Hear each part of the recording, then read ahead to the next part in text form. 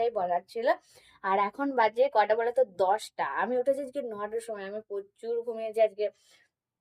1 জানুয়ারি আমি প্রচুর ঘুমিয়ে নিয়েছি। যাই হোক এখন 10টা বাজে, 10টার সময় আমি তো নিজে ব্রেকফাস্ট কমপ্লিট করেছি, কিন্তু মেঘরাজ এই যে দেখো।